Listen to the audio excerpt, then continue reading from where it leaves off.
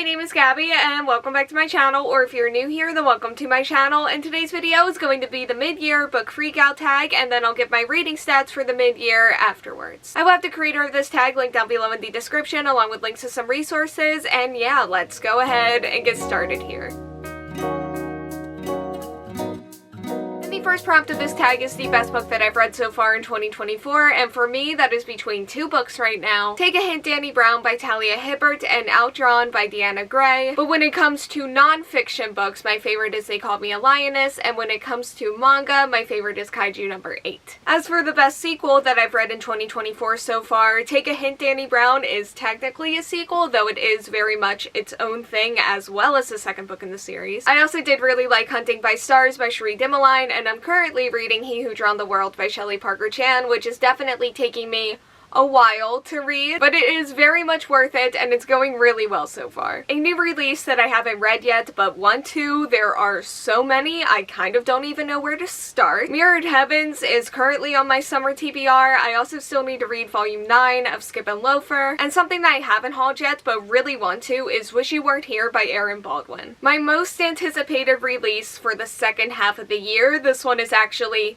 very easy for me to answer, because Celestial Monsters by Aiden is coming out later this year. It's scheduled for September 3rd right now, and The Sunbearer Trials was my favorite book of 2022, and Cemetery Boys was my favorite book of 2021, and maybe Celestial Monsters will be my favorite book of 2024. It is definitely more than possible, and yeah, I am just extremely excited for this book to come out. And something that I'm not so excited about is my biggest disappointment of 2024, and I feel a little bit bad about this because I only read the first volume, but I'm also not loving their anime either right now, so I don't feel that bad about it. So I'm going to go with Mission Yozakura Family Volume 1. There are times where I really do like this cast, and I do find some of their comedy charming, but there are more times where I don't find their comedy charming at all, and a lot of times where I'm just kind of bored. My biggest surprise of 2024 so far, this one is a lot more fun, and I think I'm going to go with Strike the Zither by Joan, who is an author that I had not read in a handful of years prior to reading this book, so I went in the Strike the Zither not fully knowing how I was going to feel about it or how it was going to go, and it just had so many fun twists and turns throughout the story, and I loved how it wasn't afraid to like change things up. It's a book that surprised me in terms of storyline and also just how much I enjoyed it and got invested in it. New favorite author, I read my second Adiba Jagradar book this year. I had a really great time with it, but otherwise it has mostly been authors that I've already read a few books from or that I already knew that I really enjoyed and loved. And to an extent, I already did know that I really enjoyed Adiba Jagradar, and I knew that this author was going to be a favorite ever since I read Hani Anishi's Guide to Fake Dating in 2022. But it was nice to have this second book really solidify that for me this year. I am also interested in reading more from Deanna Gray, Nadia Shamas, and Cynthia So as well. And this was the first year that I've read books from those authors, and I have a lot of hope that they'll become favorites in the future. Newest fictional crush is a tie for me between Mina and Hoshina from Kaiju number 8. Newest favorite character, again, Mina and Hoshina from Kaiju number 8, and honestly just kind of their entire cast. I also really loved Yori from Whisper Me a Love Song, Luna from Chef's Choice, and both Noah and Sage from Outdrawn. As for a book that made me cry, Larkin Kasim Started Revolution by Kaysen Calendar had a very lovely deep dive into self-love and worth. It's one of the many things that this book dives into, and at some point throughout this story, I remember it really resonating with me. There were tears, and I wish I could get more specific about that, but I genuinely don't remember what specifically did that to me. But it happened, and it's really all that I have for this prompt right now. A book that made me happy is actually going to be a manga series, which is Whisper Me a Love Song by Aku Takeshima. It has brought me just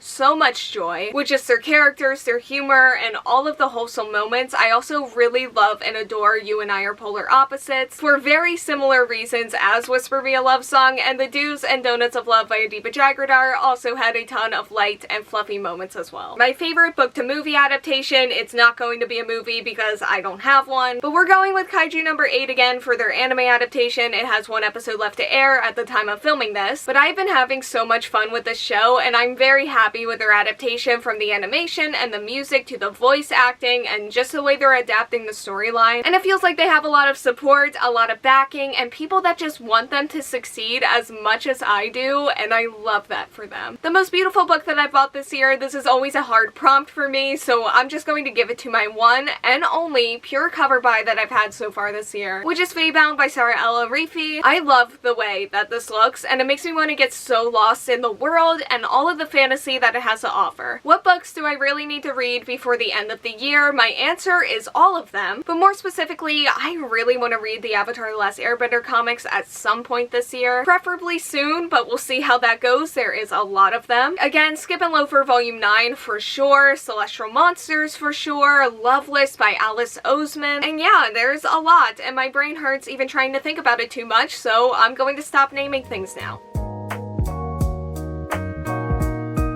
So that is the end of the tag, and now let's go into my mid-year reading stats. And I'm getting all of this from Storygraph, including the charts and things that will be on the screen. I've read 67 books so far this year. My original goal was 51, but I have since changed that to 101 since I met 51 pretty early thanks to manga. And Storygraph says that that is roughly 16,556 pages, but I also don't double check every edition that I log to make sure that it's the right one, and if a manga series doesn't have a volume to log, like if it's a series that I'm caught up to and just following by the chapter with its release schedule, those are also not included in that number. The moods of my reads have mostly been adventurous, but also emotional, lighthearted, and dark. 49% of them have been medium paced, 38% fast, and 12% slow. 69% of them have been below 300 pages, again thanks to manga, and 31% of them have been in between 300 and 499 pages. 96% of my reads have been fiction, and 4% of them have been non-fiction. The genre that I've read the most from has been manga, followed by LGBTQIA+, romance, and fantasy. As for format, I've read 8 audiobooks and 2 ebooks, and I also read a number that I refused to add today of manga chapters and volumes over on the Shonen Jump and Manga Plus apps, but the rest of it has been physical volumes. My most read author is Naoya Matsumoto with 9 volumes, followed by Eku Takeshima and Gege Akutami with 8. I read the most in January with 17 things read, and the least in May with 6. My average rating is a 4.19, which is less than last year. And I do feel like it has been less than last year. Like, I'm reading a lot of things that I've enjoyed, but I just don't have that many 5 stars yet, so hopefully those are coming. Okay, so that is all that I have for today's video. Thank you all so much for watching. Like, comment, subscribe, hit the bell, and answer the question that'll be around here